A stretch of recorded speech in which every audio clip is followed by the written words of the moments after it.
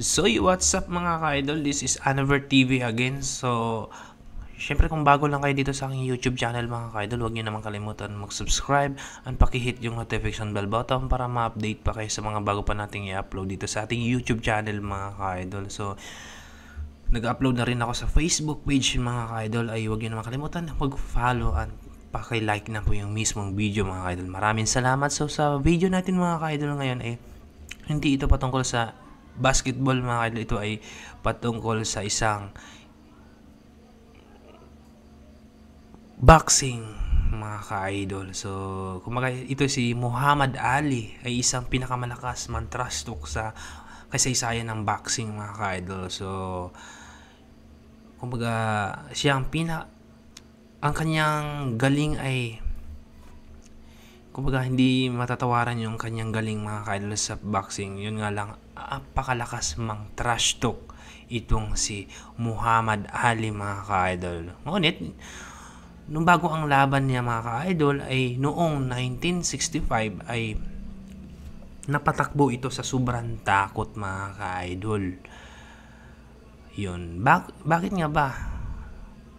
So, noong mga time na yun mga ka-idol, ang kanyang kalaban ay si Sonny Liston mga ka-idol. So, bakit nga ba siya tumatakbo sa sobrang takot? So, kaya naman dito sa video na ito mga ka-idol ay ating pag-usapan.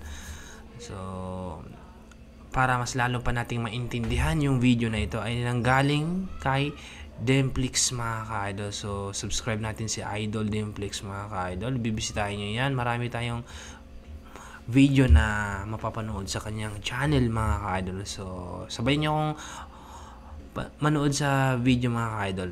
Let's go!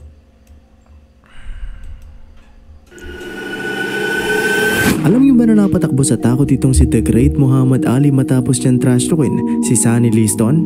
Ano nga ba ang rason bakit siya natakot? Ano nga ba ang ginawa ni Sonny Liston? Well, balik tayo sa nakaraan. 1964, panahon na hinahamon ni Ali itong si Sonny Liston na lumaban sa kanya sa boxing.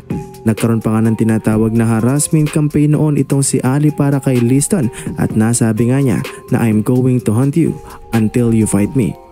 Sa katunayan nga mga repa ay nagrenta pa ng bus at gumamit pa ng megaphone itong si Ali para laman trash talkin at sabihan ng duwag itong si Liston sa labas ng kanyang bahay.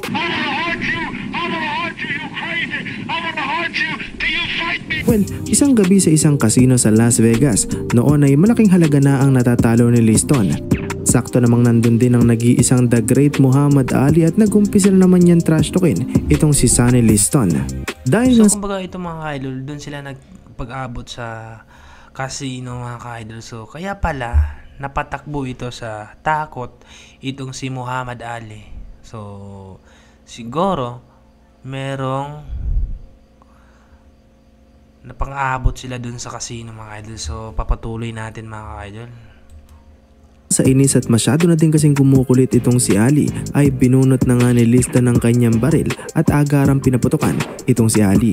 Napatakbo sa takot itong si Ali at ang grupo nito pero laking gulat ng karamihan dahil ang gamit para na baril ni Sonny Liston ay wala namang palang bala.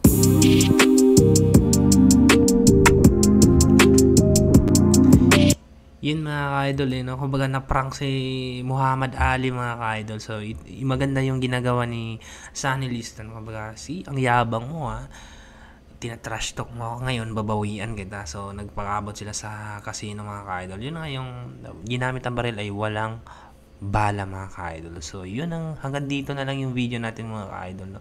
So, maganda yung kwento na na-cover natin ngayon mga ka-idol. So, hindi to basketball mga ka-idol ay itong boxing naman to itong mga ka-idol. So, yun. Hanggang dito na lang. Maraming salamat sa inyong pagpanood. See you next video mga ka-idol.